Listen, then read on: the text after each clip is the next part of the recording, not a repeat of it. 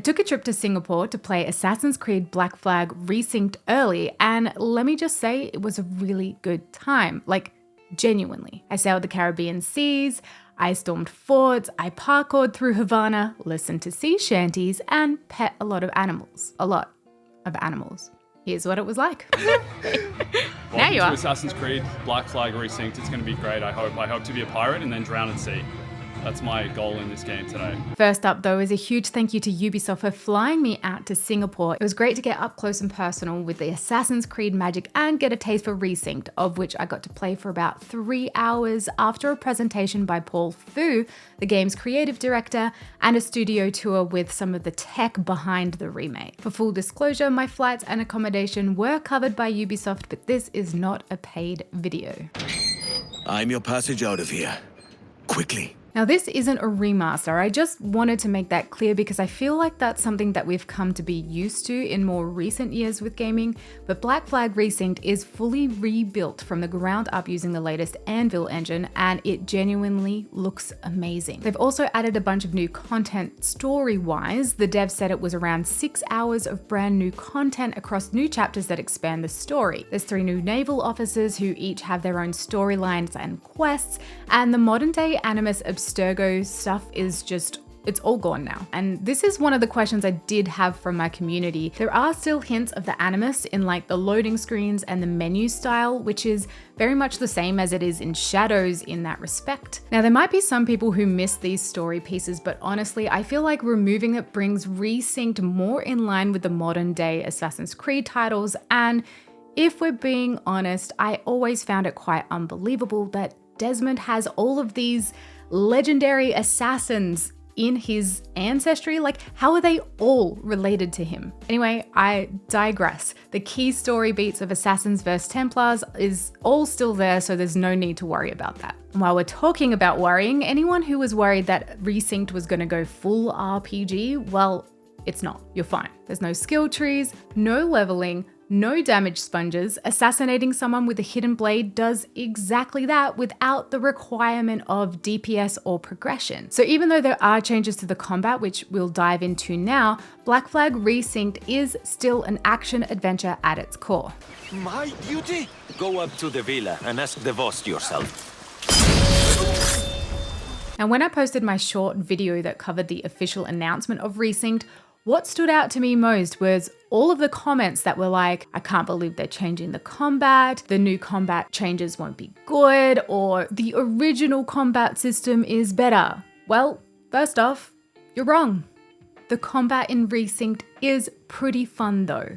I promise. I got to test it out in various mission types, including storming forts, assassination contracts across Havana, and throughout some story quests as well. You can switch up weapons mid-fight and shoot your opponent, you can kick them, you can sweep an enemy to the ground and change straight into a takedown, and with what I mentioned earlier about the assassinations actually just working all of the time, it actually feels pretty satisfying. You might be worried about the parry system. It is okay to admit I'm terrible at parries with most games, but these are pretty well telegraphed, and timing them perfectly allows a chain takedown mid-fight, and again, it just feels satisfying. That being said, you probably do want to make sure that you're using all of your toolkit during combat. Don't just be pressing R1 all of the time and hoping you're okay, because the enemies adapt to your playstyle and you'll just be button mashing until their defense eventually whittles away.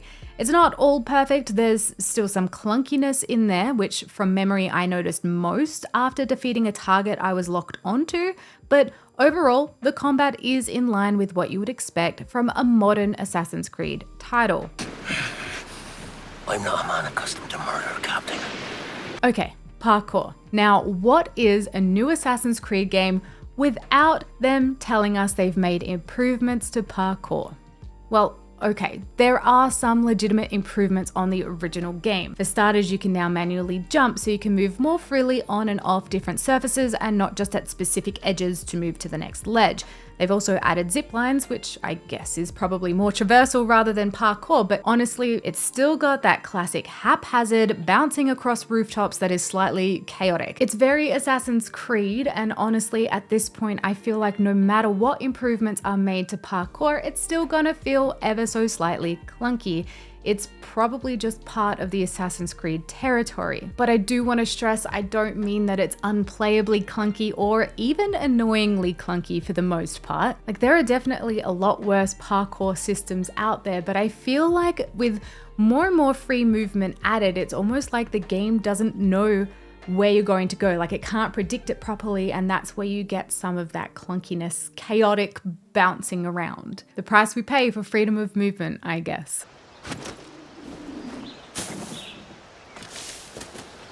Stealth though.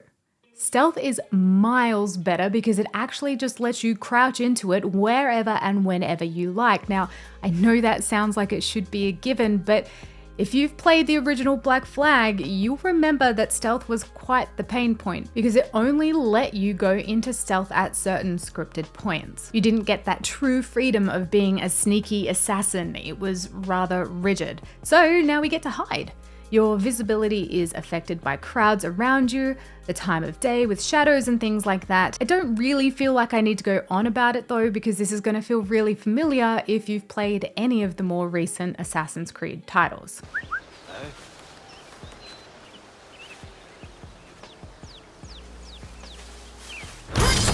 But actually, I'm going to take a little break on gameplay because I really do want to talk about how good this game looks. I already mentioned the Anvil engine that it's running on, which is allowing for a lot more graphical fidelity than the original. The devs spoke about Resynced's ray tracing global illumination and what that means for players, and basically, the game is going to look amazing no matter what you're playing on, PC or consoles. If you're on a low-end PC, you'll have software ray tracing available as well, so it'll take the load off your system and still give you the upgraded lighting. Now, it might sound silly or small in the scheme of things, but one of the moments that really stood out to me while I was playing is the lanterns that are on the ship. So I was sailing at night and the lanterns, they were moving along with the ship as it sailed across the waves. And as it did that, it was bouncing off of surfaces on the deck and casting shadows, fresh shadows, and it just looked really good. Like I said, it's a small moment, but it was the one that made me go, You know, if the devs care about a moment that's that small, you can only imagine how good the lighting is going to look for the rest of the game. There's visual upgrades everywhere, more detailed character models, redesigns of the cities and buildings so they have a lot more detail and character to them. You could already see that in the announcement trailer they put out, but playing the game and walking through Havana, the city felt way more alive and properly lived in than it used to. Now, something my community wanted to know was whether or not the cities felt more populated, like literally with more people than it did in the original game. And while I only got to explore Havana, I can at least say for that zone, yes. There are a lot more people walking around, and the devs also said that they've added a lot more ambient voice lines for the NPCs to be saying, so it feels and sounds more alive as well. The other big thing they revealed was the dynamic weather, again mentioned in the official announcement, but playing through it felt like they were trying to capture the feeling of realism as much as they could. In a little tech demo the devs gave us before we played, they highlighted how the weather also affected the walkable terrain. So when it rains, the ground gradually becomes wetter and puddles start to form. If you're on like a sandy beach, it gets muddier. And then as Edward walks on that beach, he'll leave muddy footprints. If he rolls or falls into the ground, he himself will get muddy. And then those things will dry up gradually as the sun comes out. Now, I'll admit it's not something that I was focused on once I had access to free roam, and you'll see why in a bit. But it is one of those things that feels like no matter how small, you add all of these small little updates together and the world begins to feel more alive, feel more real. So honestly, maybe if you don't notice it specifically, it's better because then it feels natural. Does that make sense? Makes sense to me. That's him. Waiting for passage off this rock, no doubt. Okay, so now we get to the part where I got to free roam a small section of the map, and I probably had the most fun, but not for the reason you might expect. The first major point here is that Resynced is completely seamless. There's no more loading screens or separate instances when you dock at town. You just get to sail on up to the port, dock the Jackdaw, and hop off straight into Havana, for example.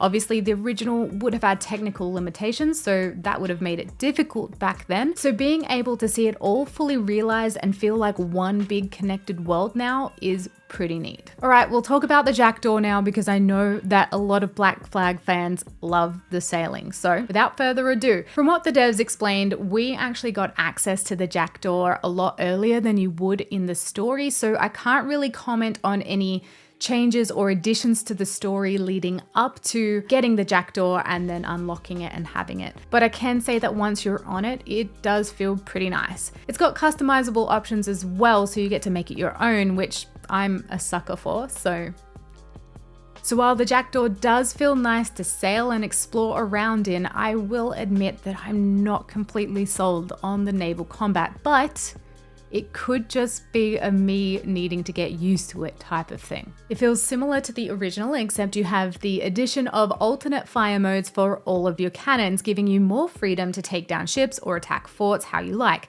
But it does have the frustrating camera snap for targeting. Now it does make sense because you want to be able to aim where you're firing, but sometimes the camera will snap to a direction that you're not facing. It did feel a little bit finicky as to what constituted aiming the camera forwards versus aiming to the sides for your side cannons. That paired with still needing to steer the ship the direction you want can make it a little bit frustrating. I think where I felt this the most would have been when I was trying to storm forts. You've got to take down the fort wall defenses first, in amongst fighting enemy ships as well, before you can go in on foot and take control. And sometimes in the midst of battle, if you're not aiming where you're expecting to be aiming, it can take extra circles around in the Jackdaw to get it done.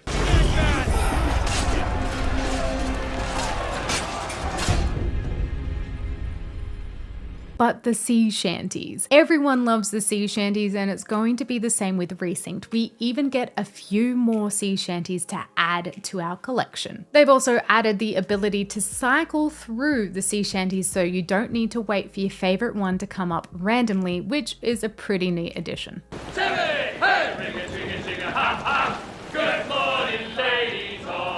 But now we need to talk about the animals, because honestly, after I did some of the missions that we had available in free roam, I decided to go look for all of the animals that Edward could interact with. And fellow animal enjoyers, there is a lot more than just patting the dog here. So yes, you can pat the dogs and cats you come across on your journey. Edward picks up cats and gives them a proper cuddle, and he'll bend down and give the dogs you find a good old scratch. But out and about, I found a chicken at a small plantation outpost style place and was prompted to feed it. And out on the beaches and islands that you can visit, there are these cute sea turtles that you can also feed. Okay, you got me. This was probably my favorite part of the free roam time that I had, and I don't even know if I found all of the animals that you can interact with yet. It's not because the game is bad. The game is Assassin's Creed, and I love Assassin's Creed, but I am also a self-aware millennial.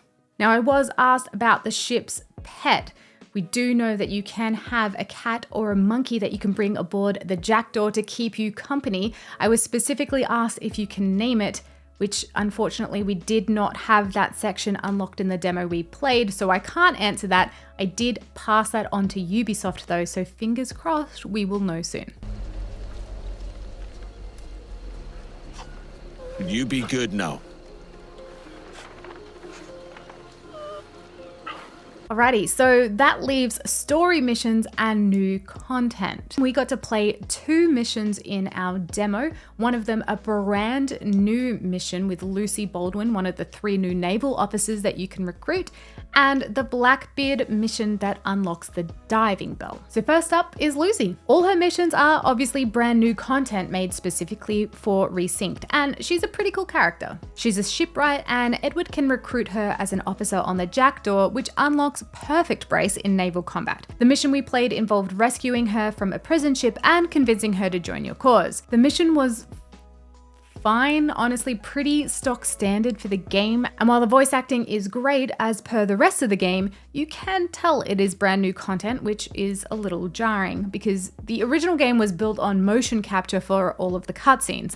It's obvious when motion capture wasn't used in Resynced. From what I understand, they did do more motion capture scenes for the new content, but it's more like for the bigger scenes or like the last cutscene of a storyline, for example. And what that means for the actual sequences is the characters don't feel to quite interact with each other as naturally as they would in the other motion captured scenes. You get Edward saying his lines, then cutting to Lucy saying hers. I don't think it's like deal breaker type stuff, but it is noticeable. But what was really cool about this quest was once you save her, Edward takes Lucy to his little hideout islandy zone, which has a manor set up and you can explore a little around it. Now, I was asked if we could build our own fort or hideout, and I'm not quite sure how customizable Edward's manor will be or if we can even go inside it. We couldn't in the demo and we only had a few moments to spend here, but there is at least something. Muggy! Hey there, Muggy. What are you doing? Look at your fetching little face. Careful with that one. He's as much a scoundrel as any of us.